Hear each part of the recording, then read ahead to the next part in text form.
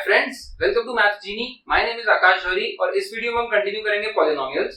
पिछली वीडियो में हमने देखा था कि पॉलिनोमियल्स के जीरोस का ग्राफिकल रिप्रेजेंटेशन क्या होता है और उनका मीनिंग क्या होता है। इस वीडियो में हम देखेंगे कि एक पॉलिनोमियल के जो जीरोस हैं वो उसके कोफिशिएंट से कैसे रिलेट करते हैं। ठीक है, तो शुरू करते हैं। यहाँ पे मैंने एक क्वाड्रेटिक पॉलिनोमियल ले रखा है।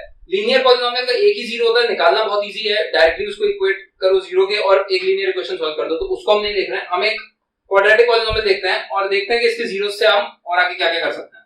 तो अगर मैं इसके जीरोस निकालूं तो इसको मैं लिखूंगा splitting the middle term use करके हम इसके जीरोस निकालेंगे।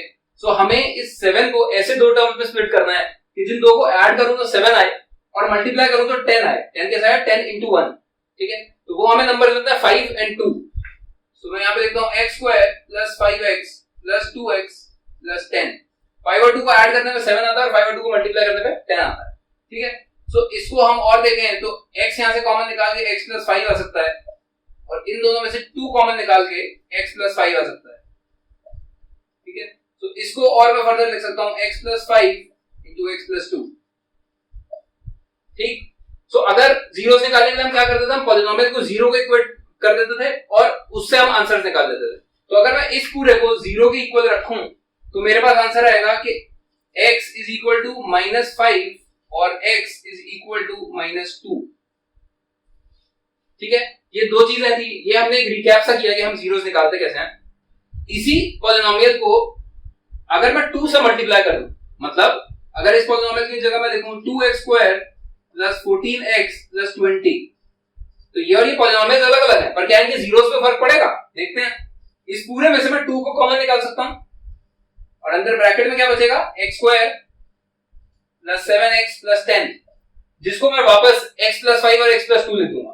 ठीक है, तो इसको मैं लिख सकता हूं twice of x + 5 × x + 2 और इससे फिर मेरे जो जीरोस हैं वो यही सेम आ जाएंगे, x = -5 और x = -2।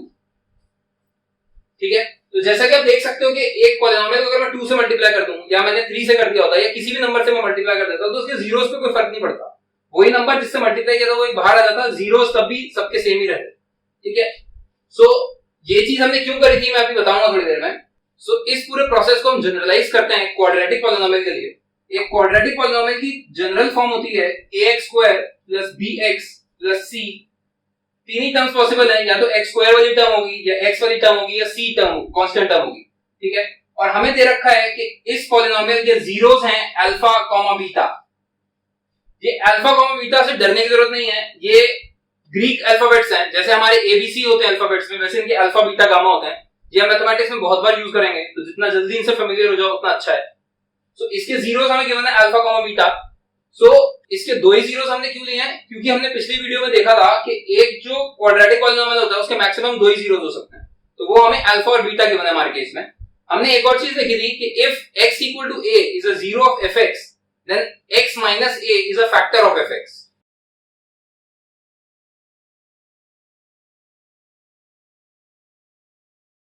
ठीक, मतलब अगर इस पॉलिनोमियल के जीरोस हैं α, बीटा, तो x - अल्फा और x - बीटा इसके फैक्टर्स होने चाहिए और एक क्वाड्रेटिक पॉलिनोमियल के दो ही फैक्टर्स हो सकते हैं।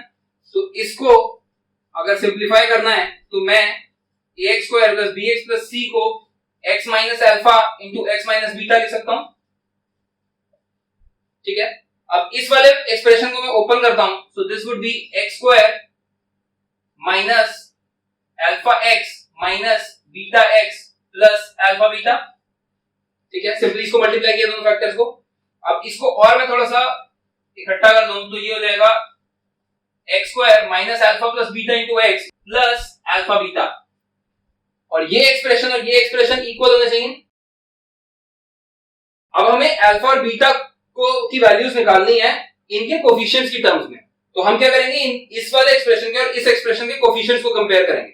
तो कोफिशिएंट्स कंपेयर करने के लिए हमें कोई एक टर्म ऐसी ढूंढनी होती है जिसका इधर कोफिशिएंट और इधर कोफिशिएंट सेम हो। तो हम क्या करेंगे कि यहाँ पे x² का कोफिशिएंट है 1 और यहाँ x² का कोफिशिएंट है a, और हमने यहाँ देखा था कि पूरे पॉलिनोमियल को अगर हम किसी सेम नंबर से मल्टीप्लाई या डिवाइड कर दें तो हमारे जीरोस में फर्क नहीं पड़ता, वो सेम ही रहते हैं। तो हम इन दोनों की कोफिशिएंट को सेम बनाने के लिए इस पूरे पॉलिनोमियल को a से डिवाइड कर देते हैं। ठीक है, तो इसको अगर मैं पूरे को a से डिवाइड कर दूं तब भी मेरे जो जीरोस हैं वो अल्फा और बीटा ही रहेंगे और आगे का प्रोसीजर पूरा सेम होगा।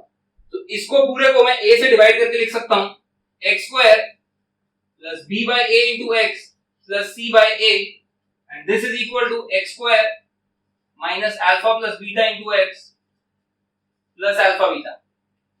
ठीक है, अब ये आ गई हमारे पास फाइनल इक्वेशन जिसमें x स्क्वायर और x स्क्वायर के कोफिशिएंट दोनों तरफ इक्वल है 1 है, तो हम बाकी के जो दोनों कोफिशिएंट्स हैं उनको भी इक्वल कर सकते हैं, तभी दोनों जो इक्वेशन हमारी दोनों तरफ सेम होंगी।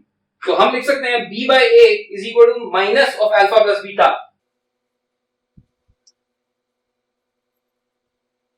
और यहां से लिख सकते हैं c by a is equal to alpha into beta.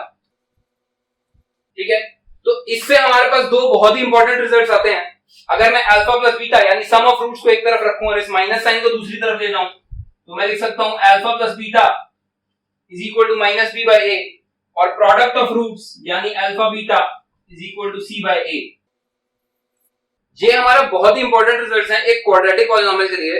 याद रखना कि ये सिर्फ एक क्वाड्रेटिक पॉलिनोमियल के लिए है जिसकी जनरल फॉर्म होती है ax square plus bx plus c। तो एक क्वाड्रेटिक पॉलिनोमियल के जो दो जीरोस होंगे उनका सम ऑफ जीरोस में निकालूंगा तो that would be minus b by a and product of zeros would be c by a और a b और c है इन इंडिविजुअल टर्म्स के कोफिशिएंट्स।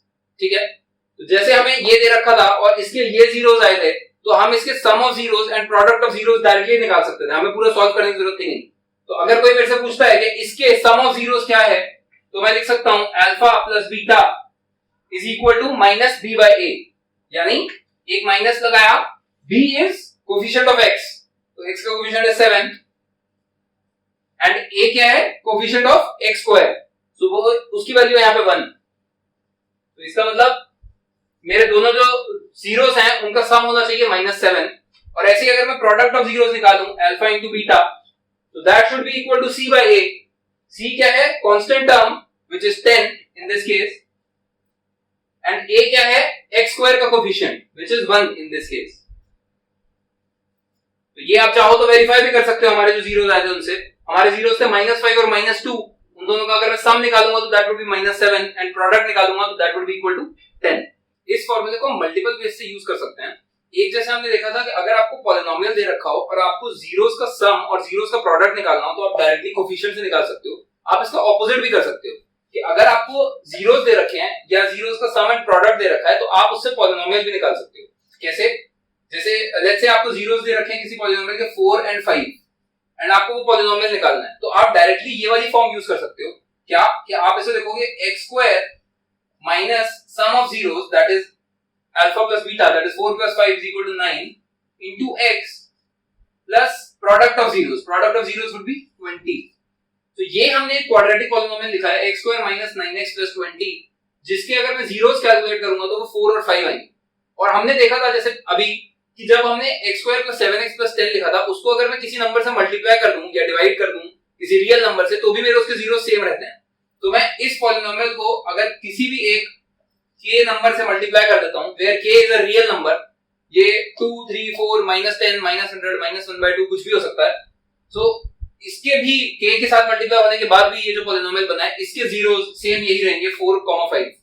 ठीक है, सो आप अगर आपको कुछ भी ऐसे जीरोस दे रखे हैं तो आप उससे पॉलिनोमियल निकालो इस वाली फॉर्म को यूज करके x square minus sum of zeros into x plus product of zeros और उसके साथ एक k लगा दो। ठीक है, आगे देखते हैं हम एक क्यूबिक पॉलिनोमियल के लिए अगर हम यही सेम चीज करना चाहें तो हम कैसे कर सकते हैं। सो एक क्यूबिक पॉलिनोमियल के लिए एक क्यूबिक पॉलिनोमियल की जनरल फॉर्म होगी ax cube plus bx square plus cx plus d। यही चार टर्म्स पॉसिबल हैं क्यूबिक के लिए। क्यूबिक टर्म हो सकती है, क्वाड्रेटिक टर्म हो सकती है, लीनियर टर्म हो सकती है और कांस्टेंट टर्म हो सकती है। ठीक है, और अगेन जैसे हमने पिछली बार किया था क्वाड्रेटिक के लिए तो उसके मैक्सिमम 2 जीरोस हो सकते हैं तो हमने अल्फा एंड बीटा लिए थे। ऐसे ही क्यूबिक पॉलिनोमियल है इसके मैक्सिमम 3 जीरोस हो सकते हैं। सो हम इसके जीरोस ले लेंगे अल्फा बीटा गामा। गामा भी एक और हमारे पास ग्रीक अल्फाबेट है, जैसे अल्फा और बीटा है तो वैसे ही गामा भी है। सो अगर ये हमारा पॉलिनोमियल है और अल्फा बीटा गामा उसके जीरोस हमें गिवन है तो हम कह सकते हैं कि x minus alpha, x minus beta और x माइनस गामा उसके फैक्टर्स होंगे। यानी मैं इस पॉलिनोमियल को फैक्टर्स की टर्म्स में लिखना चाहूं तो ऐसे लिख सकता हूं x minus alpha, x minus beta और x माइनस गामा। ठीक है, सो अब अगेन मैं इसको वापस इस वाले ब्रैकेट को ओपन करूंगा, सो this would B x minus alpha, इनको अगर ओपन करूं तो this would B x square minus beta x minus gamma x plus beta gamma. इसको अगर और फर्दर ओपन करूं मैं तो ये आ जाएगा x क्यूब, x स्क्वायर की टर्म आएगी माइनस अल्फा माइनस बीटा और minus gamma, so this would B x की टर्म आएगी अल्फा बीटा, अल्फा गामा और बीटा गामा, और आएगा माइनस अल्फा बीटा गामा।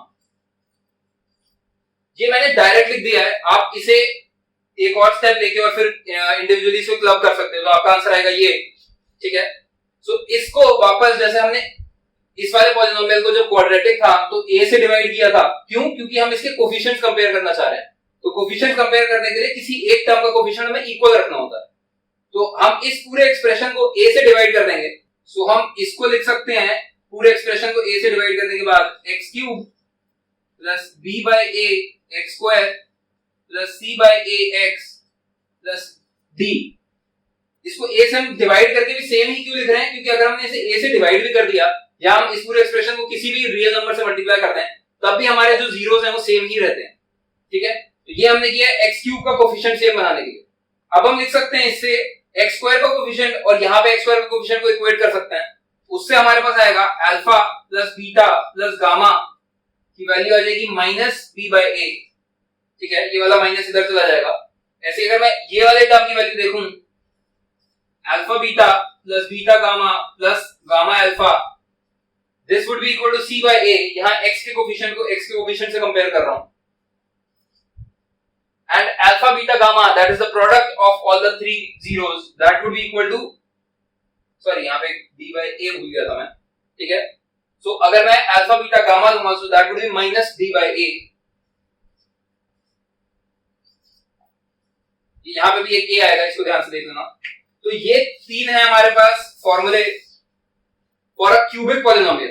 ठीक है, क्यूबिक पॉलिनोमियल के जो तीनों सम ऑफ जीरोस निकाल सकता हूं मैं, प्रोडक्ट ऑफ जीरोस निकाल सकता हूं, and this is sum of zeros taken two at a time. ठीक है, तो ये कोई ये पहले दो जीरोस लिए, फिर अगले दो जीरोस लिए, फिर दो जीरोस लिए, जो भी पेयर्स बन सकते हैं उन तीनों को लिया और उनको ऐड किया, तो this is called sum of zeros taken two at a time. ठीक है, तो ये है इनके फॉर्मूले। इस वीडियो में हमने देखा कि एक पॉलिनोमियल के जीरोस और उसके टर्म्स के कोफिशिएंट्स आपस में कैसे रिलेट करते हैं। इस कंसेप्ट के बेसिस पे आप एनसीईआरटी की एक्सरसाइज 2.2 सॉल्व कर सकते हो, उसके क्वेश्चंस ट्राई करो और उनके सॉल्यूशंस आप मेरी नेक्स्ट वीडियो में देख सकते हो। ये वीडियो अगर आपको अच्छी लगी हो तो इसे लाइक करो, शेयर करो और चैनल को सब्सक्राइब करो। सब्सक्राइब के साथ एक बेल आइकन है, आप अगर उसे प्रेस करोगे तो मेरी अपकमिंग वीडियोस की आपके पास नोटिफिकेशन आ जाएगी। इसमें हमने काफी सारी न्यू चीजें पढ़ी हैं, तो अगर आपको किसी में कोई डाउट हो तो आप मुझे कमेंट्स में लिख सकते हो या मुझे मेल कर सकते हो at mathsgenieclasses@gmail.com। Stay tuned in the next video and thank you very much. Bye bye.